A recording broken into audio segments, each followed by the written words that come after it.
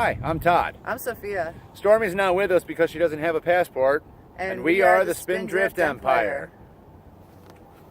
So here we are down at the border between Arizona and California, and also the border between Mexico and the U.S. So you can see the wall is right behind us. This is what the controversy is over, and it just goes for miles and miles in the middle of nowhere here. We have spent the last couple of months on our journeys within about 30 miles to the border, camping and exploring and recreating, and it's been an interesting time. Would you like to talk about it a little bit? Sure. Every year we've spent time in the Southwest and then in the desert, but we never really got very close to the border because we've always heard how dangerous it was. We always heard the risks that you take by camping often people will talk about it being south of 10. If you're south of Interstate 10, you're in the danger zone. And we often bought into that, so we never really spent much time south of 10. This year, we chose to go the opposite route and spend as much time around the border as possible because we wanted to get our own impression. So we've made a focus of this trip.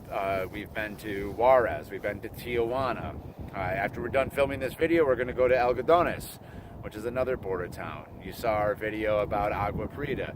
We've been trying to spend as much time as possible in border towns and make up our own impressions and come up to our own conclusions. And so far they've been far more positive than we've been led to believe.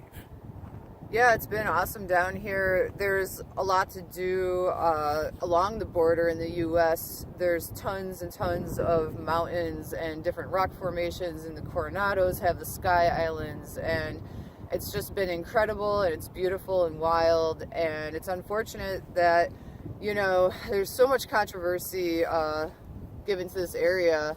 We've really enjoyed it. The border towns have been friendly, and basically we treat it like we would any big city, any new place. You know, we're staying where there's crowds, we're dressed down, we're not standing in the middle of the road, you know, looking like we don't know where we're going. So it's just a matter of using common sense, I feel, and treating the people like they're people and not a spectacle. You know, when we go into a shop, we're trying to use a little bit of Spanish that we have, and we're being polite, we're being respectful. One of the reasons we don't have a lot of footage from our visits is because we don't want to stand out. We don't want to set ourselves apart from the crowd. We want to look like this is just an everyday thing that we do, and there's no big deal. Even when we get lost with purpose. We continue to walk like we know where we're going until we can figure it out, and eventually we always figure it out. We put a lot of work into trying to not be touristy, I guess is how you would say it. I studied French in high school, so when we went to Paris a couple years back, I made a rule for myself that I would speak not a word of English in any of the shops. That led to some pretty hilarious screw-ups when I would say things wrong. I called an old man my darling. Mi amore, right? How does that translate? No, that's not. Oh. I think that's Italian. Possibly. See, that's why I just kind of keep my mouth shut sometimes. But I mean, we went to Paris and we learned some rules of etiquette before arriving, and we followed them, and we had positive experience everywhere we went. Everybody was pleasant, everybody was nice. Sometimes my French was so bad that they insisted I speak English, but they appreciated the fact that I tried. When we go into Mexico, we have very little Spanish, but we use it as much as we can until, again, they just say, okay, it's English, please, because you're doing terrible, terrible things to my language. And it's fun because when you go into the shops, people who have very little English, they like to practice their English with you. So it's kind of an exchange of, you know, learning, and it's awesome, and I love it. And I wish we could just go off for a couple months down to Baja California. Yeah. But in the meantime, visiting the border towns, going to the dulcerias and getting candy, and going to the taco shops and stuffing ourselves has been awesome. Just exploring the culture and being respectful and treating people like they're people has worked out for us so far. So if you've got a little bit of common sense, and you know how to not stick out like a sore thumb, I don't see any reason why you should avoid any of the border towns, no matter what their reputation. The video that we talk about in Agua Prieta, and that was the only negative experience we had, and it may very well have been because it was Christmas Day, so everybody that we would have liked to have met was home with their families. Yeah. And we want to go back maybe and give it another chance. I stand by everything I said about Douglas.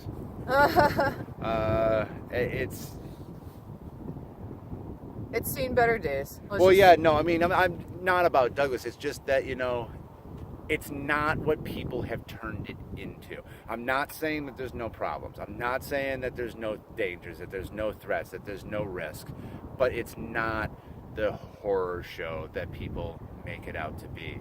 So go and make your own decision, make your own call. Like, I would recommend it. I would say it's safe for the average person who's not going out partying, don't try to buy Coke from somebody on the street. You'll die. Just, common sense and decency and respect go a long way. So I guess that's our bit about the border. Yeah. And we really we wanted to come and show the wall because it's... Maybe you can do a pan around with the Yeah. camera. Yeah, let me try doing that. This is actually an OHV area on the U.S. side, so people with off-road vehicles can come and ride around in the desert and kick about in the sand. There's a couple Border Patrol agents down the road from us, which is why we chose to walk to the wall instead of drive over, because we didn't want them to wonder what we're doing.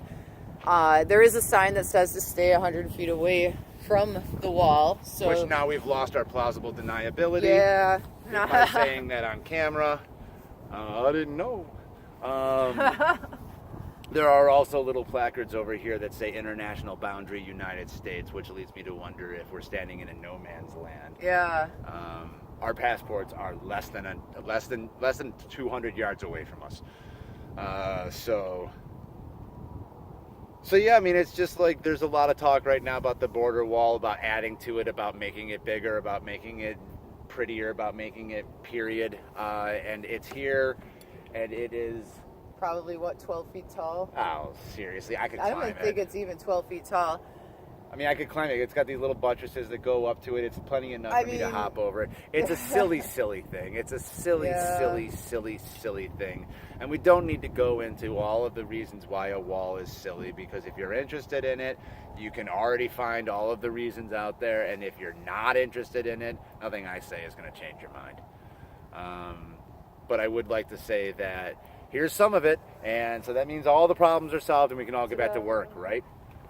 And speaking of work, in a move that surprised me immensely, I got an email yesterday, and where I'm moving forward for a very attractive maintenance position in McCall, Idaho. I'm very optimistic for this one. If I were to get it, it would be a good promotion for me, and it would get me set up for probably the next several years of my career path. So I've got my fingers crossed for that. And if that comes through, we will start to rapidly seek out our path to McCall, Idaho. And we're kind of rounding it off to Butte, Montana, because don't tell anybody, but it seems affordable for us. Shh, please, don't ruin it.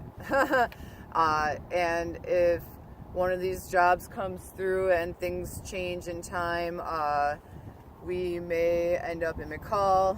We have a lot of applications out there, over 25 apiece. So, I mean, really, it's just a crazy toss-up right now. We'd given up on hearing anything. We'd already started we basically had shut the door on it. Mm-hmm. I likened it to when you go out and there's a fishbowl and you put your name and number on a piece of paper, you put it in the fishbowl, and maybe you'll win a trip to London. So it feels like, yeah. It's like you know, like if you win a trip to London, that's awesome. But it's not like you're not going to take time off of work to plan for the trip and go get your passport updated because you put your number in a fishbowl. That's how we feel right now. That we've got a lot of numbers and a lot of fishbowls, but we have to plan like it's not going to happen. It's just too late. Hey, any other seasonal employees out there? Keep hope you know, if you have a situation where you can hang out a little bit longer, you might get a phone call or an email or just a straight out job offer like I did for Ruidoso, Mexico, which I don't know that is going to work out because there's just not the market there. But hey, it's nice to know that we are getting contacted in this time of, you know, uncertainty. Yeah.